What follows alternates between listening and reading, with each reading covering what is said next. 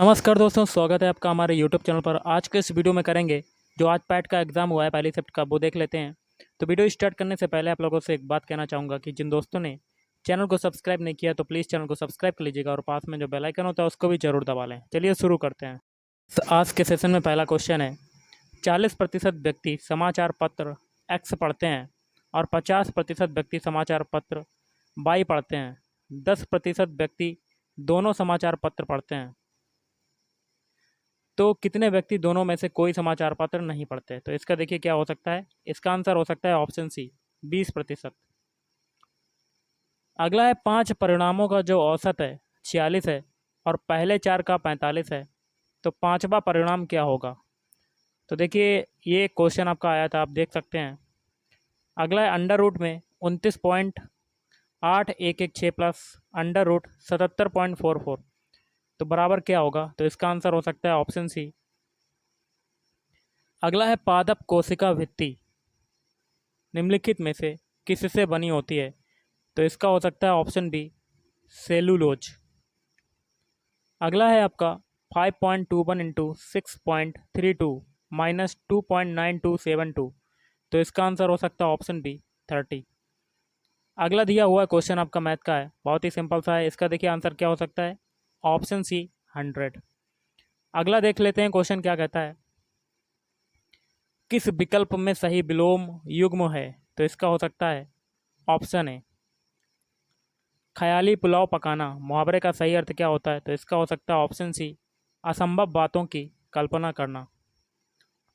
महर्षि शब्द का संधि विच्छेद बताइए। तो देखिए इसका आंसर हो सकता है ऑप्शन डी, महाधन ऋषि। किस विकल्प में शब्द युग्म का अर्थभेद सही नहीं है? तो देखिए इसका हो सकता है ऑप्शन डी।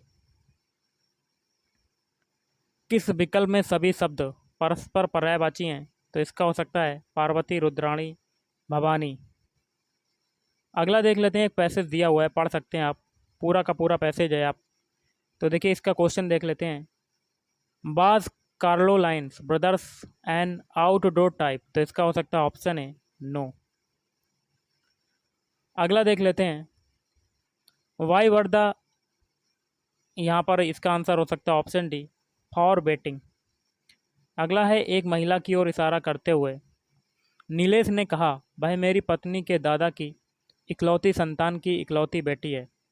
महिला नीलेश से किस प्रकार संबंधित है? तो इसका हो सकता है ऑप्शन ए, असंगत अलग करें। तो इसका हो सकता है option A.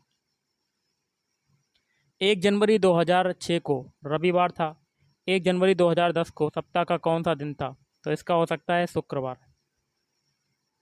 Give synonym for the word partial. तो इसका हो सकता है option B, incomplete. Choose the correct antonym disappoint. तो इसका हो सकता है सेटिस्फाई।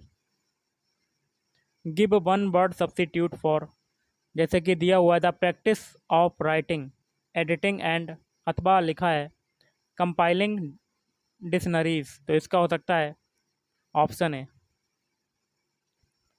यदि नॉर्मल को ये के रूम में लिखा जाता है, गैदर को किस कोड में लिखा जा सकता है? तो इसका हो सकता है ऑप्शन है। निम्नलिखित प्रश्न में कथन दिए गए हैं और इन कथनों के बाद निष्कर्ष निकाले गए हैं। निष्कर्षों को पढ़ें फिर तय करें कि दिए गए निष्कर्षों में से कौन सा निष्कर्ष सामान्य रूप से ज्ञात तथ्यों की परवाह किए बिना दिए गए कथन का तार्किक रूप से अनुसरण करता है। जैसे कथन है, सभी किताबें पेपर हैं, कुछ पेपर जर्नल हैं, कुछ जर्नल कैलेंडर हैं। तो देखिए इसका हो सकता है ऑप्शन डी, इनमें से कोई नहीं। एक और है, देखिएगा इस क्वेश्चन देख लेते हैं अगला। अगस्त 2022 में भारत की पहली अंडर वाटर मेट्रो का उद्घाटन निम्नलिखित में से किस शहर में किया गया था? तो इसका हो सकता है ऑप्शन है।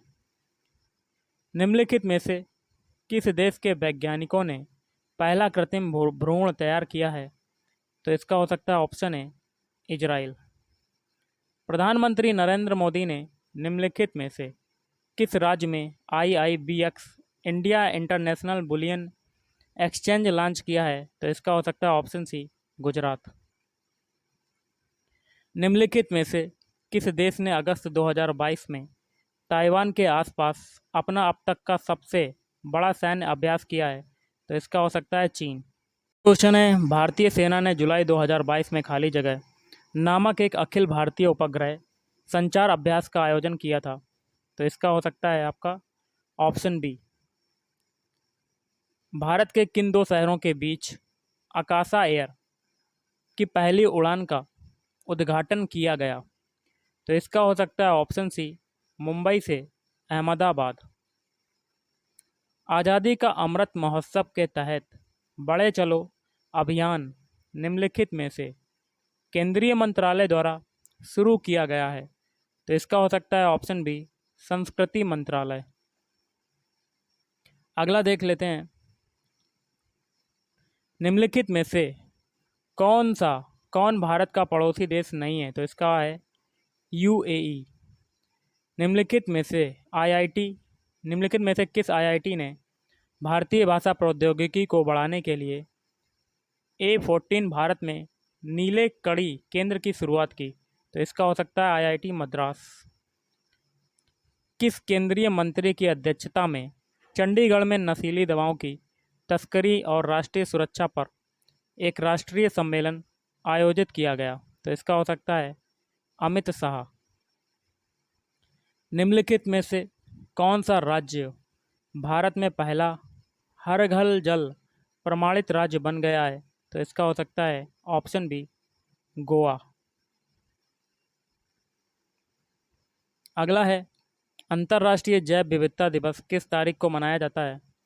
तो ऑप्शन बी, 22 मई। निम्नलिखित में से कौन सा विश्व का सबसे बड़ा नदी द्वीप है? तो इसका हो सकता है ऑप्शन डी, माजुली द्वीप। निम्नलिखित में से हंगरी की राष्ट्रीय मुद्रा क्या है? तो इसका हो सकता है हंगेरियन फोरेंट। स्वतंत्रता के बाद भाषा के आधार पर बने भारत के पहले राज्य का नाम बताइए? तो इसका हो सकता है आंध्र प्रदेश। अगला है, खाली जगह लोकसभा में पद धारण करने की न्यूनतम आयु है? तो इसका हो सकता है 25 वर्ष। अगला देख लेते हैं क्वेश्चन, UNFCCC का अर्थ निम्नलिखित में से क्या है? तो इसका हो सकता है option B, United Nations framework convention on climate change. नौटंकी निम्नलिखित में से किस राज्य का लोक नृत्य है? तो इसका हो सकता है ऑप्शन ए, उत्तर प्रदेश। अंतर्राष्ट्रीय ओलंपिक समिति का मुख्यालय खाली जगह में है? तो इसका हो सकता है स्विट्जरलैंड।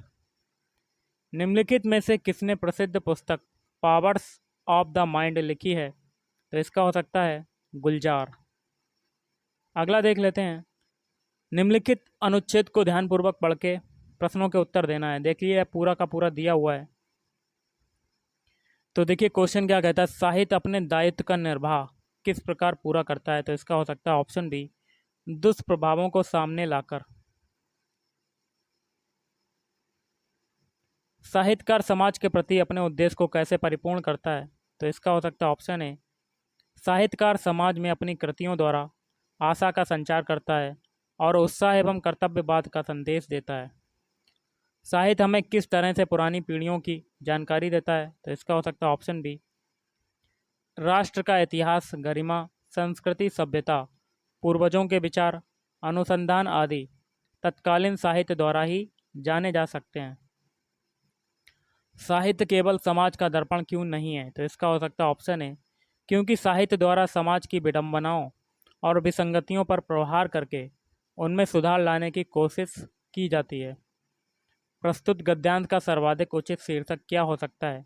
तो इसका हो सकता है ऑप्शन है, साहित्य और समाज।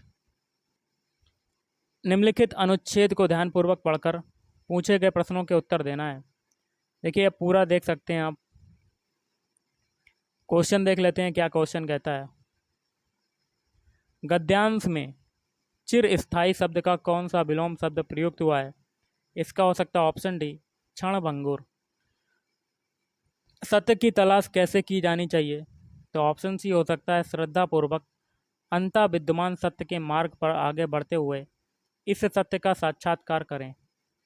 जिज्ञासु को सत्य व अहिंसा के पथ पर चलते समय संकटों का सामना कैसे करना चाहिए? तो इसका हो सकता है, संकटों को सहते हुए निमित्त नाश किए बिना आगे बढ़ना चाहिए। सत्य और अहिंसा के मार्ग को 80 की धार पर चलने के समान क्यों बताया गया है? तो इसका हो सकता है क्योंकि सत्य और अहिंसा का मार्ग जितना सीधा है उतना ही तंग है और इस मार्ग पर चलना अत्यंत कठिन है। सत्य रूपी परमेश्वर की रत्न चिंतामणि को प्राप्त करने के लिए हम क्या कर सकते हैं? तो ऑप्शन सी हो सकता है अंतर्निहित सत्य का साक्षात्कार करें। निम्नलिखित तालिका का अध्ययन करते हुए प्रश्नों के उत्तर देना है। पूरा का पूरा दिया हुआ है और क्वेश्चन क्या कहता है देख लेते हैं। इस अवधि के दौरान कंपनी को प्रति वर्ष ब्याज की औसत दर कितनी चुकानी पड़ी? तो इसका हो सकता है ऑप्शन है 26.66 लाख। दी गई अवधि के दौरान कंपनी द्वारा भुगतान की गई बोनस की कुल राशि इस अवधि के दौरान भुगतान की गई वेतन की कुल राशि का लगभग कितना प्रतिशत है? इसका हो सकता है 0.6%। 2011 में इन सभी मदों पर कुल व्यय 2015 में कुल व्यय का लगभग कितना प्रतिशत था? तो इसका हो सकता है 68.33%। सभी वर्षों के लिए करों पर कुल व्यय और सभी वर्षों के लिए ईंधन और परिवहन पर कुल व्यय के बीच का अनुपात लगभग कितना है? तो इसका हो सकता है ऑप्शन है 109:151। वर्ष 2013 के दौरान इन मदों पर कंपनी का कुल कितना व्यय है? तो इसका ऑप्शन सी हो सकता है 738.44 लाख। एक और है आपका, एक व्यक्ति ने एक दिन में 5 कारें खरीदी और 10 दिनों के लिए किराए पर रखी। तालिका को पढ़ें और ध्यानपूर्वक प्रश्नों का उत्तर देना है। देख सकते हैं आप, क्वेश्चन को देख लेते हैं क्या कहता है। 10 दिनों के दौरान आल्टो और टियागो की औसत गति का अनुपात क्या था? तो इसका हो सकता है ऑप्शन डी 25:36। आल्टो और क्विड दिए गए 10 दिनों के दौरान अपनी औसत गति की समान गति से एक दूसरे की ओर यात्रा कर रहे हैं। मिलने के बाद वे एक दूसरे के शुरुआती बिंदु की ओर यात्रा करते हैं। यदि शुरू में दोनों कारों के बीच की दूरी 2300 किलोमीटर है तो आल्टो और क्विड द्वारा एक दूसरे से मिलने के बाद अपने गंतव्य तक पहुंचने में लगने वाले समय का अंतर ज्ञात करें। तो देखिए ये क्वेश्चन था आपका।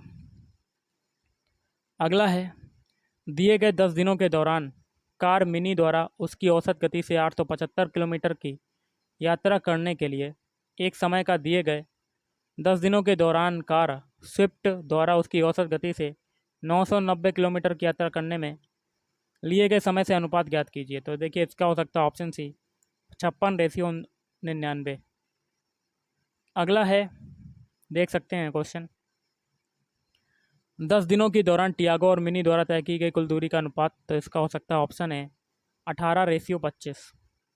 एक और है, यदि सभी कारों द्वारा 10 दिनों में तय की कुल दूरी कार ए और कार बी क्रमशः 150 घंटों और 300 घंटों में तय करती है तो कार ए और कार बी के औसत बीच की दूरी का अंतर क्या होगा?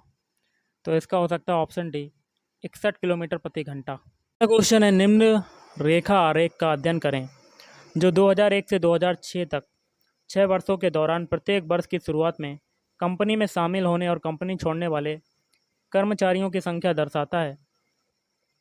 वर्ष 2000 के दौरान ना तो कोई कर्मचारी कंपनी में शामिल हुआ और ना ही कंपनी छोड़कर गया है। तो क्वेश्चन कहता है 2003 के दौरान कंपनी में कार्यरत कर्मचारियों की संख्या थी। तो इसका हो सकता है 5000। दी गई अवधि के दौरान किसी भी वर्ष में कंपनी में शामिल होने वाले कर्मचारियों की न्यूनतम संख्या का कंपनी छोड़ने वाले कर्मचारियों की अधिकतम संख्या में अनुपात कितना है? तो इसका हो सकता है 9:13। किस वर्ष में पिछले वर्ष की तुलना में कंपनी छोड़ने वाले कर्मचारियों की संख्या में प्रतिशत वृद्धि या अथवा कमी है? तो ऑप्शन ए हो सकता है 2002। 2002 से 2003 तक कर्मचारियों की संख्या में लगभग कितने प्रतिशत की वृद्धि अथवा कमी हुई? तो ऑप्शन बी हो सकता है 1%। 2003 में कंपनी में काम करने वाले कर्मचारियों की संख्या 2006 में कंपनी में काम करने वाले कर्मचारियों की संख्या का लगभग कितने प्रतिशत है? तो ऑप्शन ए हो सकता है 96.15%। दंड आरेख का अध्ययन करें और उस पर आधारित प्रश्नों को बताना है। तो देख सकते हैं क्वेश्चन क्या कहता है। पिछले वर्ष की तुलना में किस वर्ष उत्पादन में प्रतिशत वृद्धि सबसे अधिक थी? तो इसका हो सकता है ऑप्शन डी 2017। दिए गए कितने वर्षों में खिलौनों का उत्पादन दिए गए वर्षों के औसत उत्पादन से अधिक था? तो इसका हो सकता है 4। 2013 से 2014 तक खिलौनों के उत्पादन में लगभग प्रतिशत गिरावट कितनी थी? तो इसका हो सकता है 20%। 2015 और 2016 का औसत उत्पादन निम्नलिखित में से किस वर्षों के युग्म के औसत उत्पादन के बिल्कुल बराबर था? तो इसका हो सकता है 2012 और 2017। 2011 की तुलना में 2018 के खिलौनों के उत्पादन में लगभग प्रतिशत वृद्धि कितनी थी? तो इसका हो सकता है 137.5%। अगला देख सकते हैं क्वेश्चन। संगमरमर पर पिएत्रा ड्यूरा या पित्रा दुरा या रंगीन पत्थर की जड़ाई का काम खाली जगह के समय में बहुत लोकप्रिय था। तो देखिए इसका हो सकता है ऑप्शन बी शाहजहां। अगला है निम्नलिखित में से किस युग में तांबे का पहली बार उपयोग किया गया था? तो इसका हो सकता है ताम्रपाषाण युग। निम्नलिखित में से किस स्थान पर प्रथम बौद्ध संगीति का आयोजन किया गया था? तो इसका हो सकता है ऑप्शन सी राजगीर। निम्नलिखित में से वह कौन व्यक्ति है जिनका नाम देवा नाम प्रियदर्शी है भी था? तो ऑप्शन बी हो सकता है मौर्य सम्राट अशोक। अगला देख लेते हैं। जब ईस्ट इंडिया कंपनी की स्थापना हुई तब भारत पर निम्नलिखित में से किसका शासन था? इसका हो सकता है मुगल सम्राट। भूदान ग्रामदान आंदोलन निम्नलिखित में से किसके द्वारा किया गया था? Option A Vinoba Bhave. दांडी नामक यात्रा के दौरान निम्नलिखित में से किस सामाजिक कार्यकर्ता ने गांधी जी को आंदोलनों को केवल पुरुषों तक सीमित न रखने के लिए राजी किया था? तो इसका हो सकता है ऑप्शन बी कमला देवी चट्टोपाध्याय। अगला देख लेते हैं। राष्ट्रवाद की पहली स्पष्ट अभिव्यक्ति निम्नलिखित में से किस क्रांति के साथ हुई? तो इसका हो सकता है ऑप्शन बी अमेरिकी क्रांति। सरकार के निम्नलिखित में से किस अधिनियम के कारण बम्बई से सिंध प्रांत का निर्माण हुआ? तो इसका हो सकता है ऑप्शन डी भारत सरकार अधिनियम 1935। प्रसिद्ध युद्ध का नारा चलो दिल्ली किसने दिया था? तो इसका हो सकता है सुभाष चंद्र बोस। निम्नलिखित में से कौन जनसंख्या वितरण को प्रभावित करने वाला आर्थिक कारक नहीं है? तो देखिए ये आपके ऑप्शन दिए गए। इसका हो सकता है ऑप्शन डी पानी की उपलब्धता। विश्व की सबसे ऊंची चोटी माउंट एवरेस्ट खालिस्तान के बीच स्थित है। तो इसका हो सकता है नेपाल एंड तिब्बत। निम्नलिखित में से अक्टूबर की गर्मी का मुख्य कारण क्या है? तो इसका हो सकता है ऑप्शन ए भारत में गंगा के मैदानी इलाकों में अल्प दाब तंत्र। भारतीय मानक समय ग्रीनविच माध्य समय जीएमटी से खाली जगह आगे है। तो इसका हो सकता है ऑप्शन सी 5.5 घंटे। निम्नलिखित में से कौन सा हरित क्रांति की रणनीति का हिस्सा था? तो देखिए इसका हो सकता है यह सभी। ऑप्शन ए रासायनिक उर्वरक और पीड़कनाशी, उच्च उपज देने वाली किस्मों के बीज और सिंचाई। निम्नलिखित में से किस नदी को बिहार का शोक कहा जाता है? तो ये हो जाएगा कोसी। भारत की पंचवर्षीय योजनाओं को अंतिम स्वीकृति निम्नलिखित में से किसके द्वारा दी गई थी? तो इसका हो सकता है वित्त मंत्रालय। किसी भी विकासशील अर्थव्यवस्था के प्रारंभिक चरणों में अधिकांश गतिविधियां खाली जगह क्षेत्र से संबंधित होती हैं। तो ऑप्शन बी हो सकता है प्राथमिक। अगला क्वेश्चन है निम्नलिखित में से कौन एक वाणिज्यिक बैंक नहीं है? तो इसका हो सकता है सिडबी। निम्नलिखित में से कौन सा सार्वजनिक क्षेत्र का उपक्रम संसद के तहत एक विशेष कानून पारित करके स्थापित किया गया है? तो इसका हो सकता है वैधानिक निगम।